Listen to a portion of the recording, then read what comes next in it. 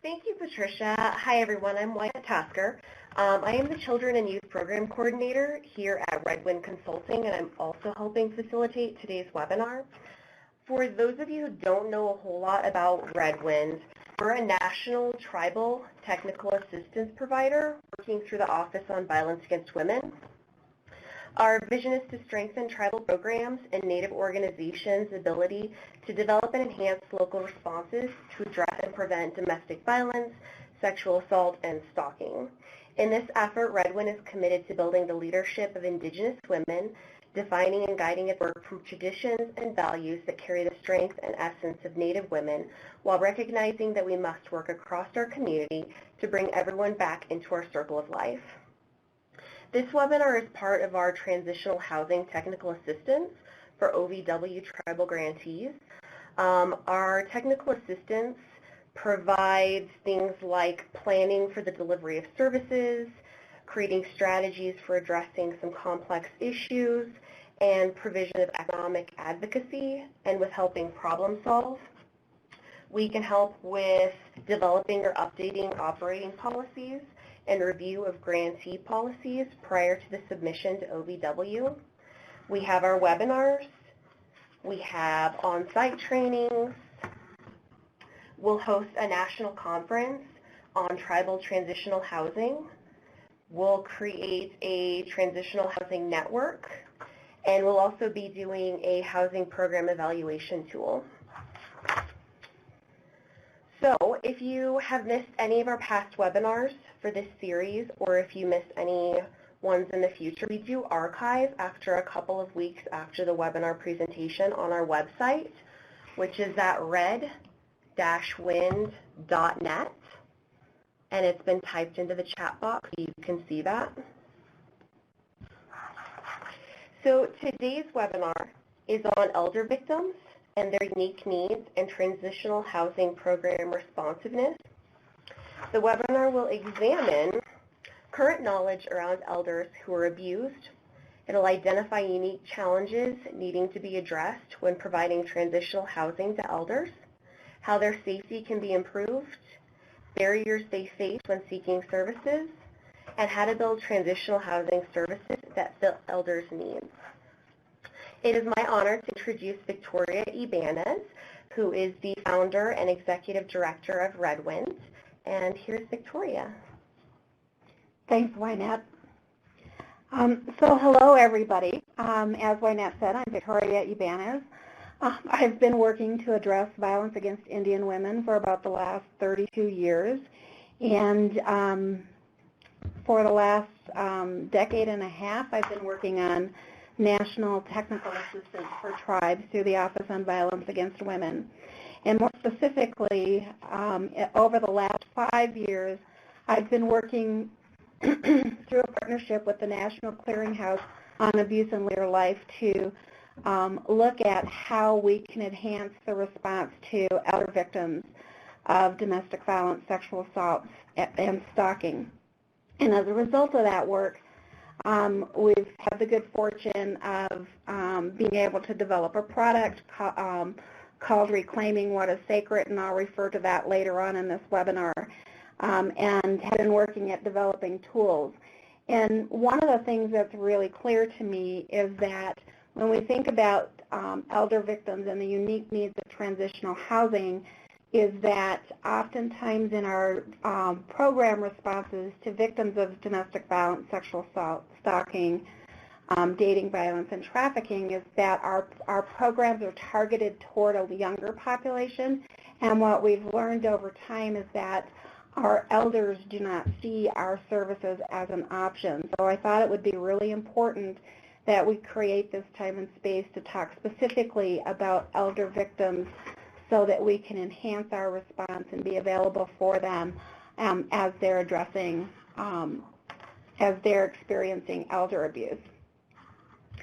So to give you a little background so that we have a foundation for thinking about elder abuse, one of the things that I think is important for us to realize is that we are, as a people across the United States, we are an aging population. We have 10,000 Americans turn 65 every day. And when we think about that 10,000, 55.8% of that population is women. And it's important for us to realize that, because as we target our services, that we have to realize that we have many more elders in our community and coming into our community or aging into our community. With that information, that when we look at our racial and ethnic minority populations, that we've increased from 5.7 million in 2000, 16.3% of the elderly population, to 8.5 million in 2011, so 21% of the elderly. There is not a specific breakdown by American Indian and Native American populations across the United States. But what we do know is that when we take that data, we can look at proportional increases within our tribal communities. So when we think about that, a national study discovered that 76% of physical maltreatment of individuals 60 years and older is perpetrated by a family member. And when we think about our work with our OVW, Office on Violence Against Women funding, through the CTAS, the Consolidated Tribal Assistance Solicitation, we're specifically targeting the and that when we look at that, 57% was perpetrated by an intimate partner. So that's really important for us to realize, that when we think about physical maltreatment, that 57% was perpetrated by an intimate partner. So that really demonstrates that we have a significant elder population that is experiencing abuse in later life that we need to be paying attention to. And not only is it important because it is abuse, but the other thing that's really incredibly significant for us to pay attention to is that elders who experienced abuse, even modest abuse, had a 300% higher risk of death than compared to those who had not been abused. So a 300% higher risk of death, even experiencing modest abuse. So when we're talking about responding to this population, we're talking about more severe damages to their physical well-being as a result of the abuse. So that's really significant data for us. And to me, this particular slide speaks volumes to why it's so critical that as we look at our crisis response and our transitional housing programs, that we really pay attention to how we're going to respond to and work with our elder population.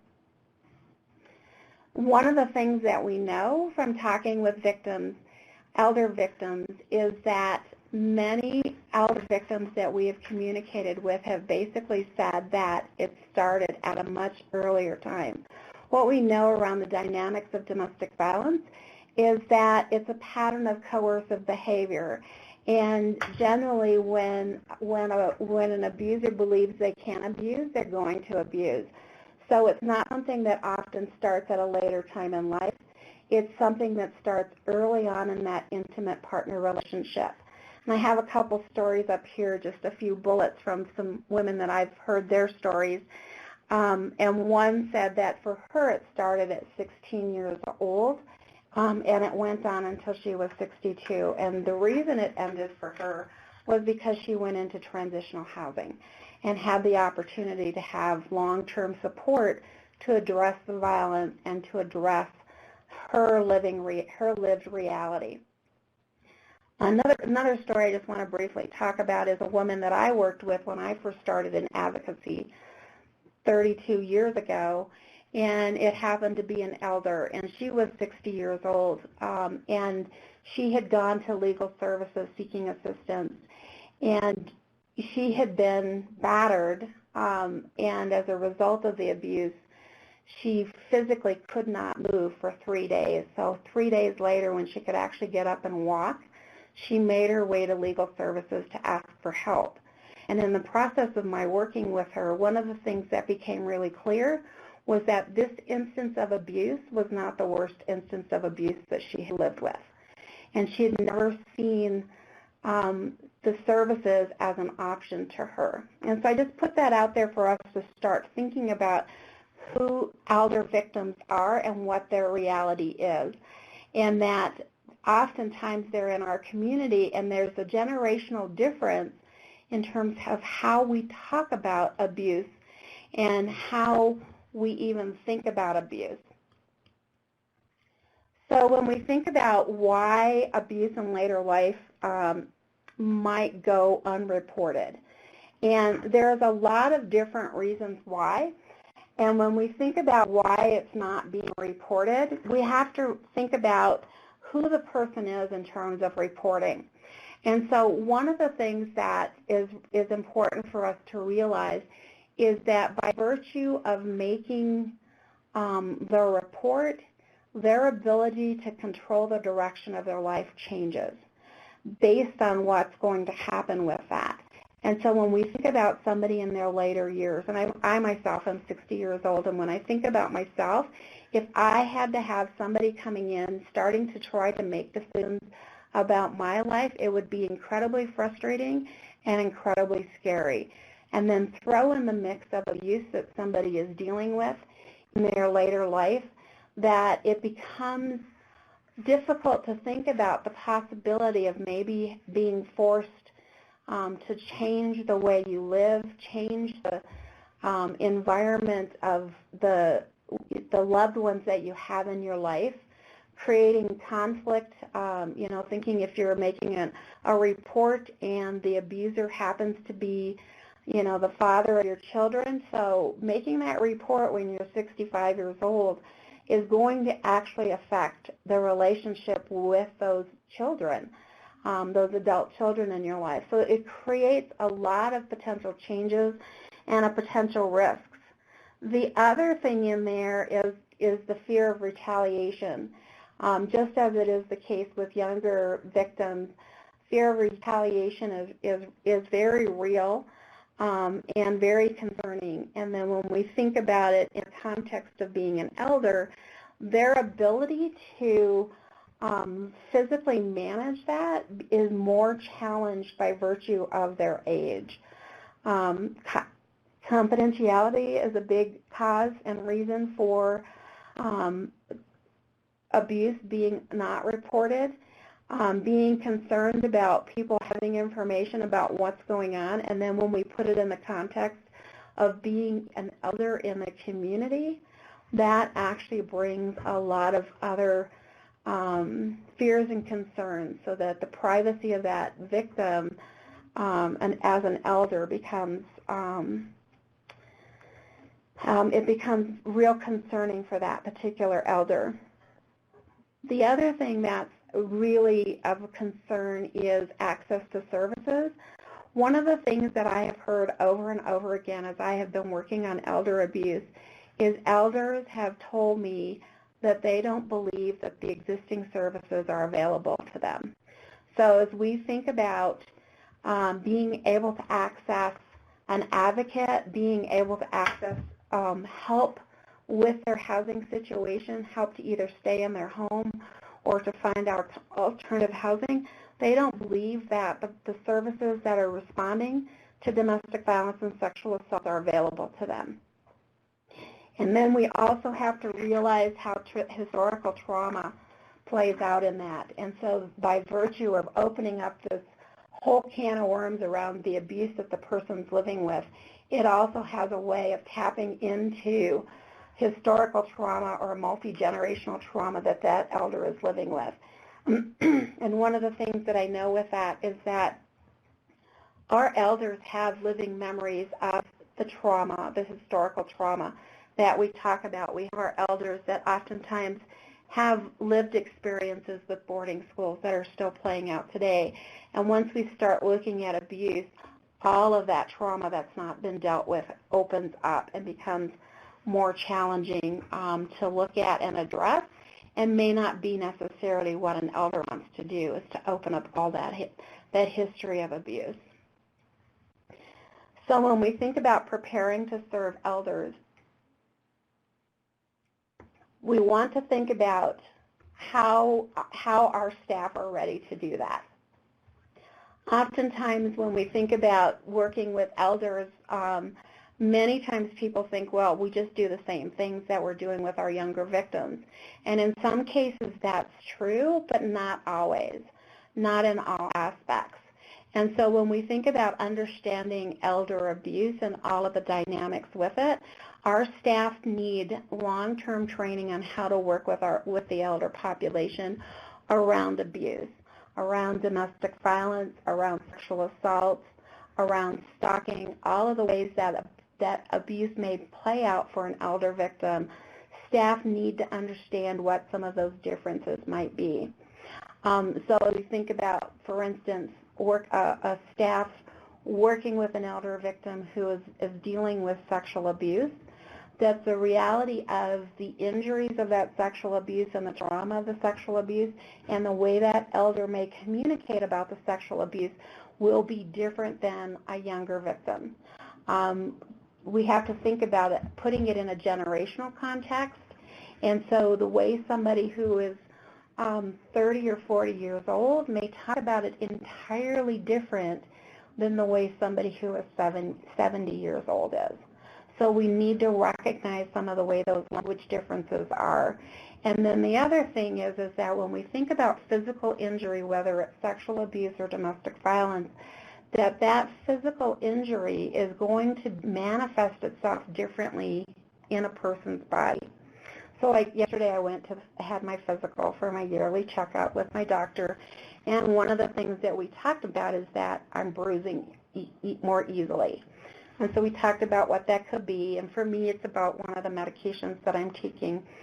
And I bring that up because when we think about physical abuse, one of the ways that elder abuse gets dismissed is because someone will say, oh, she bruises easily. You know, her skin is getting thinner, so it tears easily. And so instead of looking more seriously at what's going on, people will dismiss it as the fact that that person is aging and not realize that, yes, maybe she does bruise easily, but the bruises are a combination of the fact that she's bruising easily and the fact that she's being abused. So staff need to have training to understand the way all of that plays out. The other thing that's really critical is we need to recognize that there's a different set of community resources that elder victims need to support them. And so when we think about that, one of the things I think about is how we look at like income. So we also talk about Social Security income, and that when we think about that tends to be one of the key incomes that our elders have. They may have other sources of income, but if we're working with a low-income population, that may be the main source of income. Oftentimes, advocates within our transitional housing programs are thinking about public assistance such as the TANF and the SNAP, the Supplemental Nutrition Assistance Program, the SNAP program, and not thinking about Social Security or how Medicaid plays out. Or Medicare plays out. And so staff need to have an understanding about how those resources are accessed, how that works, who are the key contacts within those services, and what other elder services might be available, whether it's nutrition programming, public health nurse, people who are providing assistance in terms of mobility assistance for that elder. All of those resources are critical to supporting the elder. And as an aging population, elders are going to have more issues with health conditions, chronic health conditions. And so staff need to have understandings of how to work with people with chronic health issues and mobility issues, and maybe needing additional assistive devices or aids on a daily living basis. One thing I want to bring up in here as we think about preparing to serve elder victims, we also need to think about adult protective services as one of our resources. And it's kind of a balancing act thinking about the role of adult protective services, because when we talk about adult protective services, we're talking about adults who are vulnerable.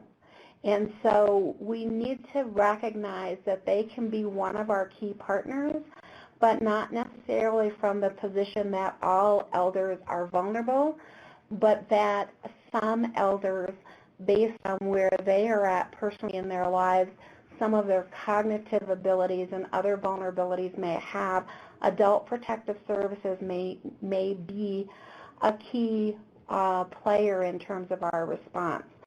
They may be able to be involved in terms of some of the way they could voluntarily work with an elder victim in a voluntary capacity, or it may be when it's clearly a vulnerable adult situation and they're coming in from a mandated protective capacity.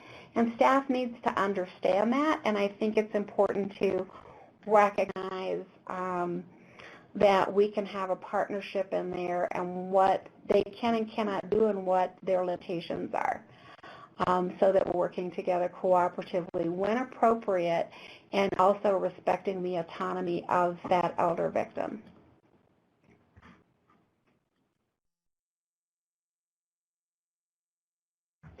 So reaching the elder population.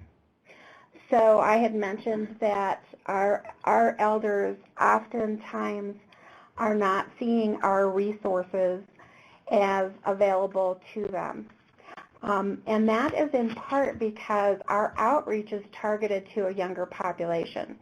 So when we think about the different forms of abuse and violence that we work within, that oftentimes we are targeting to a population that is young adults in our roughly the late teens to early 20s and ranging up to an average maybe up into the 40s.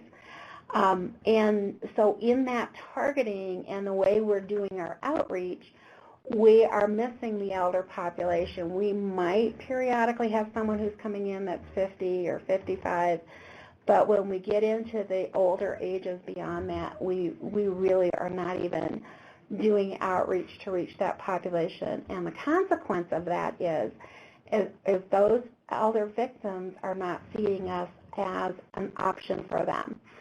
So that when they are struggling with different forms of abuse and trying to seek assistance, or even just somebody to talk to, we're not even on their radar.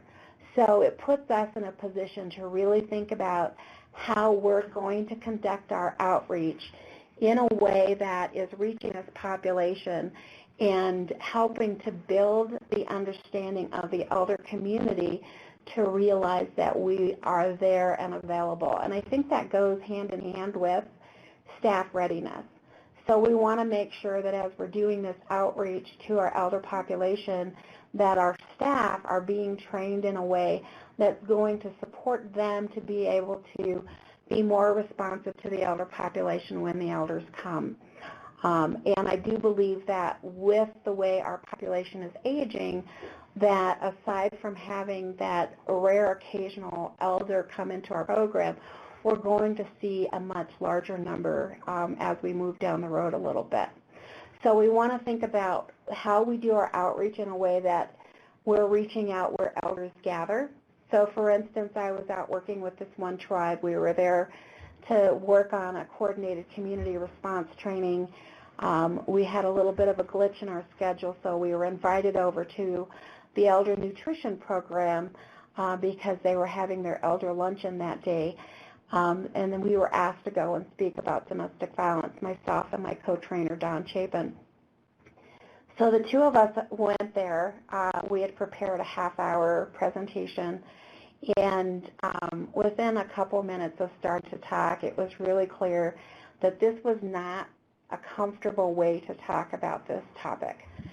So we cut our training piece down to about 10 minutes, did a really brief presentation and thought, well, let's just chat with people one-to-one.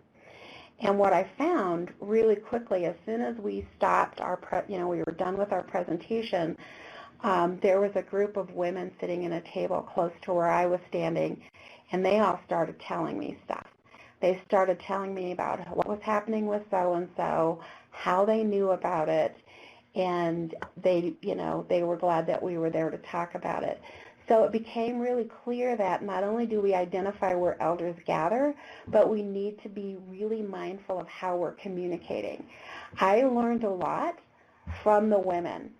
So my male co-trainer who was with me, he ended up running around and helping with a lot of stuff. The men really didn't want to talk about it, but the women talked a lot. So out of about 40 elders, I probably talked to about 20 women, which was almost all of the women in the room that had a lot to say about it. And it was the one-to-one, and I used that opportunity to continue doing education about domestic violence and the connection to the services and program that was available. So we want to think about our strategies so that we can reach people in a way that they're going to want to communicate. So it's going to be smaller groups. We may go into a larger gathering, have opportunities to talk in smaller groups. We also want to think about our materials and how they're targeted to elders. A lot of times we will put information in there that really clearly is targeted to a younger population. And so we want to think about, like, even the pictures we use, some of the language we use, and make sure, that if it doesn't feel like we can modify our brochure, then maybe we create another brochure that's a little bit more targeted to our elders in the community. And find multiple ways that we can communicate. So not just the one time that we reach out and do the education, but that we have an ongoing plan of community education, just as how we do it in the general education that we do within our tribe. We want to think about how we're doing it on an ongoing basis, reaching out to the elders so that elders are hearing it in multiple places and multiple ways. So when we think about serving our elder population, we really want to think about our capacity to provide these services. And when we think about that there's a whole range of different ways that's going to play out. And one of the key pieces in there that I have to stress is that when we think about serving our elders, one of the key parts is trust. And it's not going to be something where we can sit down for just a few minutes and say a few things and feel like that we've got a trusting relationship. It may be something that we're going to have to really engage multiple times before that elder is going to feel comfortable to really talk to us. So that relationship that we build is going to be really, really important. So we want to make ourselves approachable. And one of the things that I have is this thing with all of our cell phones. And I'm kind of a tech geek myself. I like my technology. I like to play with it. But when it comes to really talking with somebody, technology becomes a barrier. And so we need to think about, as we're working across generations, about who that person is and how we communicate in ways that really stays connected and present to that individual.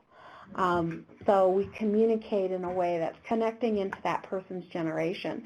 So even some of the language and the way we communicate, we want to be really mindful of that. For instance, when I think about talking to my elders, there's more courtesies and politeness communications that I was taught to do when I am in my family and I talk to my elders. I always make sure that I offer them a seat. I give them the most comfortable chair. Even if I was there a long time before, they get the more comfortable chair.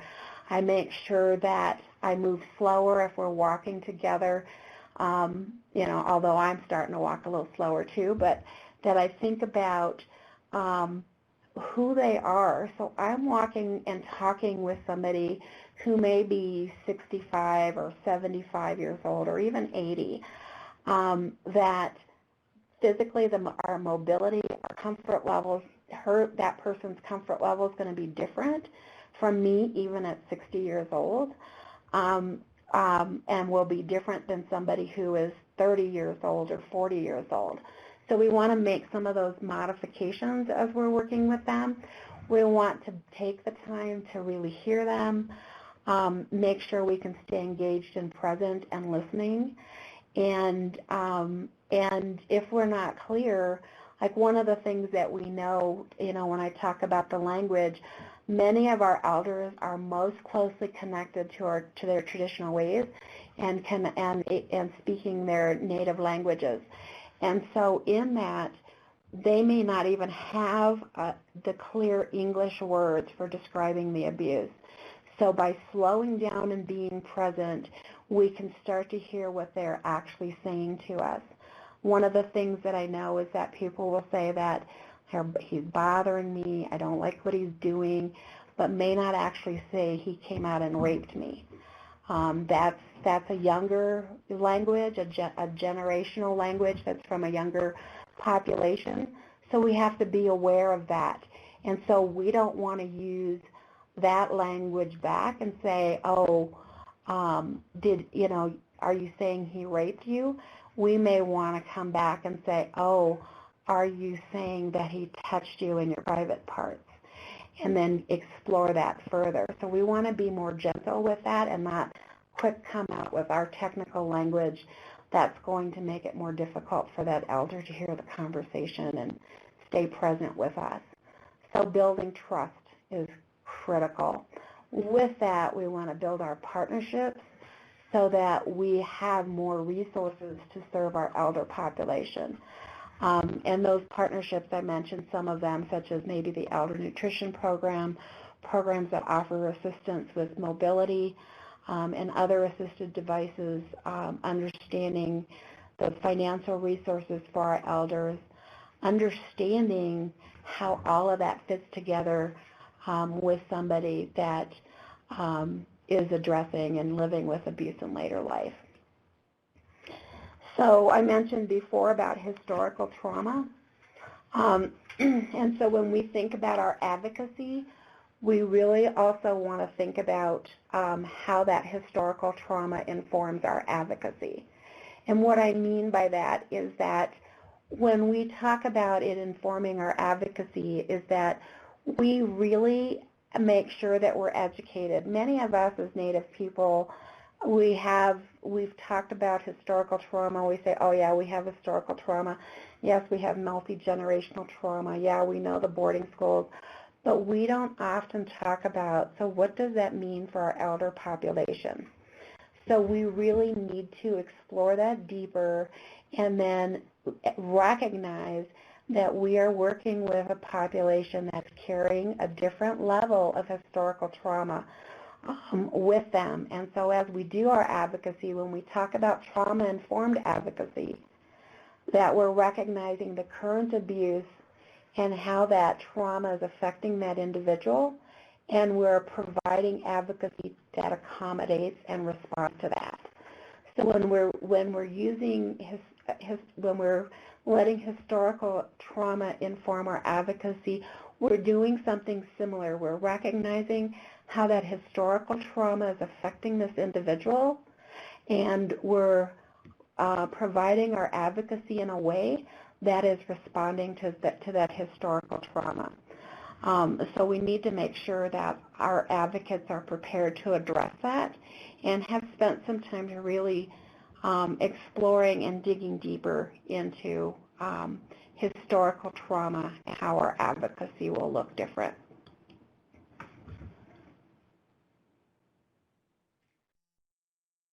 So just briefly, I want to talk about the unique needs of older victims.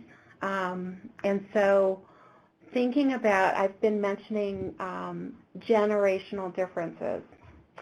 So, when I think about like my mother and my grandmother, who for me have both passed on, but when I was a younger woman and thinking about them, we're talking about a prideful generation that they're not wanting charity, they're not wanting a handout, they're wanting help, which is different. One of the things that I've heard in our transitional housing programs is sometimes that people are coming in and wanting, they want to take advantage of everything, and they're just taking. And that's a judgment. I do want to acknowledge that. And the reality is that when we're talking about an older victim coming into our transitional housing program, we have all of the resources that we may be offering them, but we want to recognize that they're not wanting a handout. So how do we offer them these resources in a way that doesn't feel like charity, so that they can recognize that these are here to use as stepping stones to help support them as they're getting on their feet and stabilizing the situation that's going on in their lives currently. The other thing I have to say is around mobility issues and physical differences. And think about that in terms of how that plays out with aging. So for me as a 60-year-old woman, I know that I cannot move around as fast as younger people that are in my life. I may tire more easily than other people.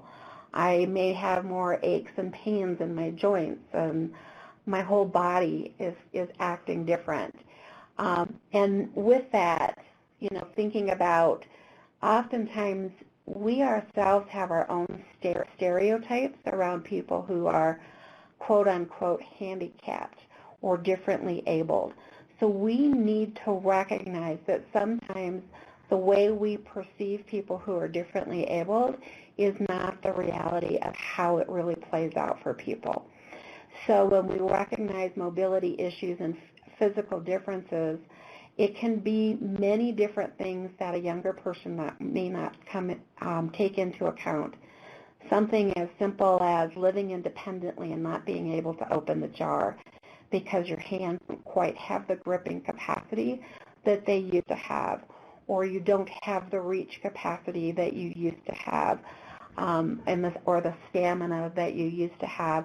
From that scale to moving toward that as a result of an aging body, that there are other chronic issues, health issues that you're dealing with that play out in terms of the physical difference and mobility issues. So it's really important to understand that. And when we think about transitional housing, we have a time span within our transitional housing program that ranges from a minimum of 6 months in our program to a maximum of 24 months. And each tribe gets to define that range within that minimum and maximum themselves.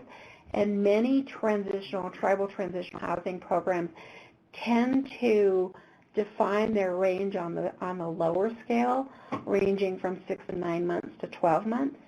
When we're working with an older victim, we need to recognize that things may take a longer time. And so maybe our program is defined at 9 months or 12 months as a maximum length of stay. We may want to rethink that. Are we really going to reach that population and make the differences that are necessary for this population within that time span? Or do we need to rethink that and maybe think about a longer period of time? The other thing is around medical needs and medications, is that when we think about the unique needs of older victims, like I could have just mentioned earlier about my bruising might be because of one of my medications, made it sound like I take a lot. Well, I take more than probably a 40-year-old would. And that's the norm for me. And medical needs are really important. So not only from the abuse, that when there are, in working with a younger victim who is 30 or 40 years old or even 20 years old, they may have a physical injury from the abuse and may say, you know what, I'm okay, I don't need medical care. But when you remember that slide that I said, that even a small amount of abuse, an elder is 300% times more likely for there to be an early death as a result of the abuse. we need to be paying attention to medical needs and encouraging elders to seek medical care as a result of the injuries, because, you know, if they have issues where they're bleeding more easily as a result of an aging body, they could have internal bleeding that may not be noticeable.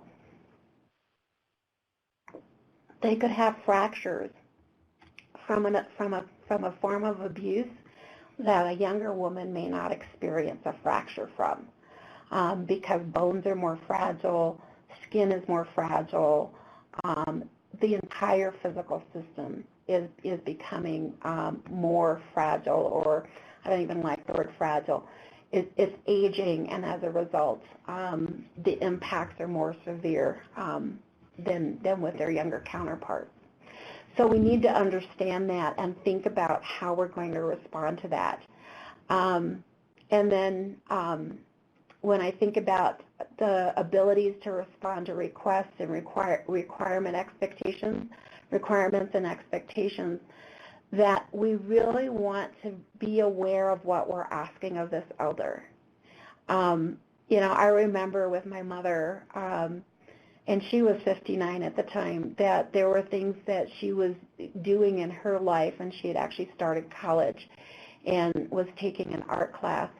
And her class, she had these big art pads that she had to carry, and then she had an easel she had to carry to class. And it was almost impossible for her to do that, and she was fortunate that she had some younger guys from her class who were carrying her supplies from her car to her class and back to her car. And so we really want to think about how things are different and how this works, what we're asking of people, what we're expecting of people, what our requirements are.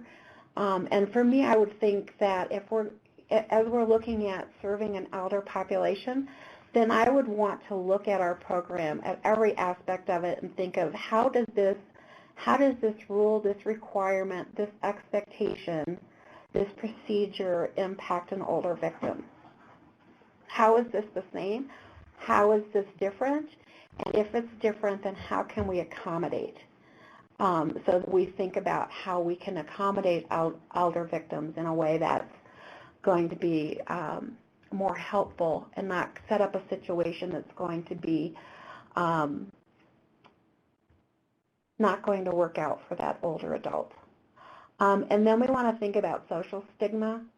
Some of the younger women that we work with, I remember way back when, so I mentioned I've been doing this work for 32 years. When I first started working on addressing domestic violence and sexual assault, the social stigma was huge compared to what it is today. There's still a lot of it that's playing out, but the way society viewed it and viewed a woman who was being abused is very different than what it is today. So we want to recognize that, and at the same time thinking about the generational difference, and that we're talking about an elder victim who still comes from that generation where the social stigma was huge.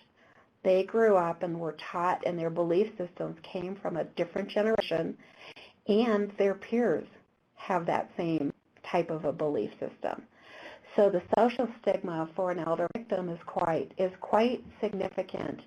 So we want to recognize that and create ways to talk with that elder victim to support them. I've talked about the other ones around generational beliefs and language beliefs, and then also just thinking about self-sufficiency and how it takes longer for older adults. You know, I think about helping my dad with a computer, and sometimes it felt really painful for me because I was so used to computers. And everything we do is on computers. So we have to really think about how can we work with an elder victim within today's ways that helps that elder victim be successful. So when we think about safety planning, we really want to think about how it might look different for them. And so I talked about some of the mobility differences. and physical challenges that an elder victim may have as a result of the aging process and the impact of the abuse. But also one of the things that we know is that as a part of the aging process, our memory changes. And that ranges just basically from a little bit of short-term memory challenges of, like I'll go through every once in a while, like, okay, I can't think of this word or I can't quite remember the name of that place I was at yesterday. I know where I was at. I can describe it, but I just can't quite name it. So from those kind of mild memory losses all the way to dementia and Alzheimer's. And so when we think about safety planning, we want to take that into account. So how are we going to work with this particular elder's current status of their memory capacity? And when we get into like early dementia and Alzheimer's, then we're talking about an entirely unique, different way that we safety plan, and there may be other people involved in that safety planning process. And so first, we need the staff to understand that so we are not disrespectful of an elder and try to safety plan for them as if they have dementia and it's just that they're just at a loss for what the name of that place was they were at yesterday. So we really want to do that in a way that's respectful. We do it in a way that honors that elder's autonomy, their ability to make their own choices and have control of decision making in their own lives.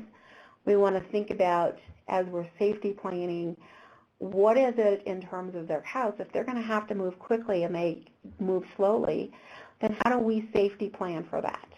So what are the ways that we can help them to address that? It may be something we think about, well, let's move some of the things, make sure we've got a clear path. If that elder uses a cane, how do we have that easily accessible? Maybe they make a phone call first and have an immediate response from a friend or a relative in a safety planning situation, as opposed to move quickly, because moving quickly might not be quite the option in that situation. So we have to get creative and really think about it, and I cannot stress this enough, that elder can tell you what they can and cannot do. They are the ones who should be guiding the safety planning process with you, so you really need to be engaged in a way of doing safety planning that allows for the time to have the in-depth conversation that's going to be able to uncover what's going to make the difference. The other thing, transitional housing is unique in itself of thinking about housing, the space, the physical space. An elder, like I think about if I were going in seeking help for abuse and I was 70 years old and somebody was saying, well, we can help you find a house over here and help you with some rental subsidy, but it's off the reservation. It's not too far away, but it's off the reservation, or it's on the other side of the reservation. I would probably not want to do it. I'm 70 years old. Why would I want to move? This is my home. This is my life. So we really need to recognize how important it is for us to be able to be as responsive as possible in place for that elder, as opposed to trying to quickly move that elder. So it requires different kinds of strategies for us. So as we think about that, we want to really think about family and kinship networks, think about who that elder has available to them, who are going to be able to offer support, offer assistance in terms of helping with some of the follow-through, maybe being that person that knows more about what's going on is going to be able to be more able to help with safety and helping to check on to make sure things are okay, different things like that. When we think about our transitional housing program, we really want to make sure that we involve elders. So as we're looking at how this works for an elder, having a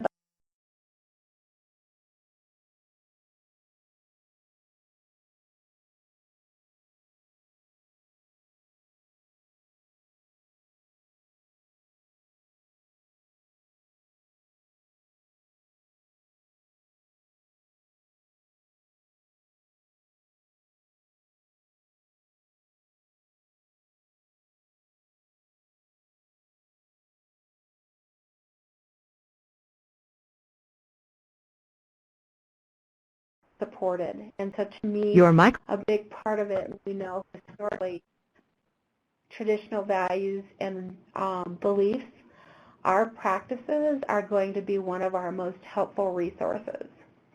And then we want to take advantage of our informal community networks. There are already a lot of resources existing within our community to support our elders.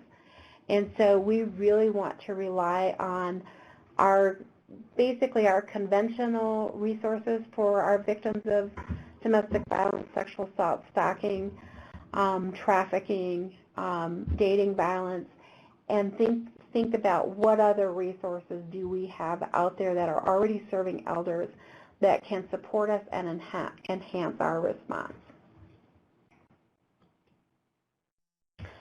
So we really have an opportunity to make a difference in the lives of elders. When I think about that difference, when I think about the wisdom that our elders offer us and have given to us through their lives, and how precious our elders are to our community, it really is a significant piece around we really want to make sure we do right by our elders in the way we respond in transitional housing. And so I want to just mention the resource I was talking about before, that through our work with the National Clearinghouse on Abuse in Later Life, we had the opportunity to create a resource to help respond to elder abuse, and it's called Reclaiming What is Sacred. And it's a report actually that was written as a result of bringing people together from multiple tribes, and we had a listening session in New Orleans. And within the document, we talk about defining and understanding abuse in later life, some of the complexities and considerations, some potential strategies. The other thing, we have a bibliography in there that gives some background information, and then we have some suggested resources. So Redwind's listed in there. The National Clearinghouse on Abuse in Later Life is listed in there as well, who has phenomenal resources. And then we have some tools in there to enhance conversations and planning. Some of them may not directly fit transitional housing, but there's many that I think that could be used to help open up conversations around elder abuse, and some suggestions on how to do that in a way that's helpful and supportive. So I want to stop there. We have a few minutes left, and I want to open it up so there's an opportunity for those of you on the phone to ask questions or make some comments. So we know that you all are muted, so if you just want to type questions or comments into the chat box, that's the best way to get anything to Victoria.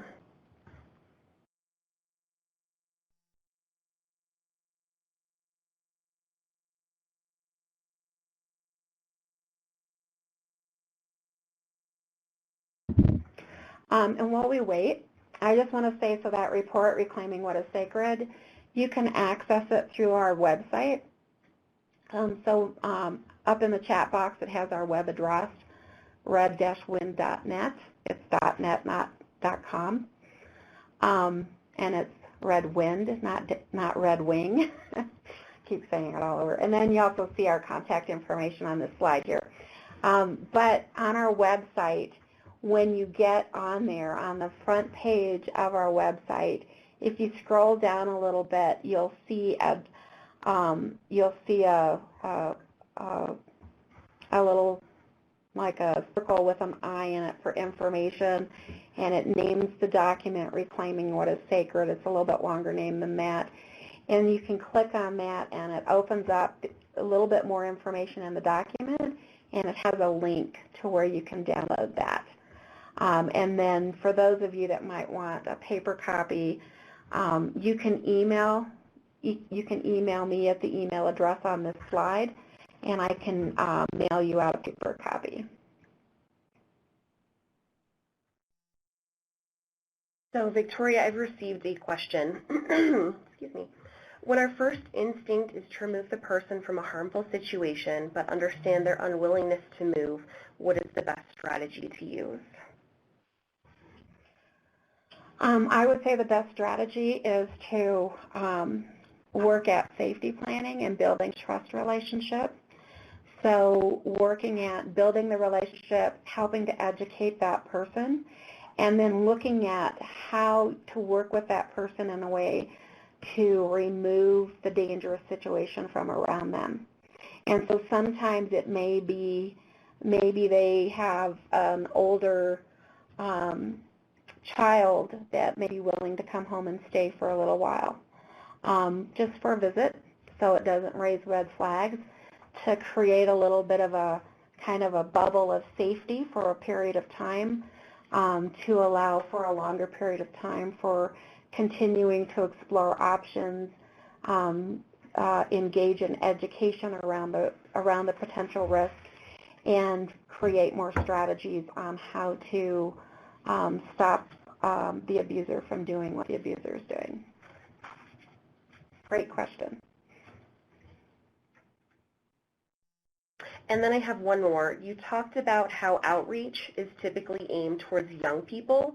In your experience, have you seen that transitional housing programs are willing to serve elders, or are elders turned down when they apply for housing assistance in preference for younger tenants? Actually, what I've seen is we don't have the elders applying. So it's more from the side of the elders don't see it as an option. And I know through Redwin's work with the National Clearinghouse on Abuse in Later Life, recently there was a roundtable discussion around transitional housing and elders, and there are a few non-native elder transitional housing programs that are targeted just to elder population. Within our tribal communities, we often don't have the option of having multiple options, and our transitional housing programs don't tend to be one facility. We tend to have more of a rental subsidy and support to house and provide services in place where that person's at. So when I think about it, the biggest challenge for us is about the outreach to help our elder community to realize we're a resource and that we're ready to work with them.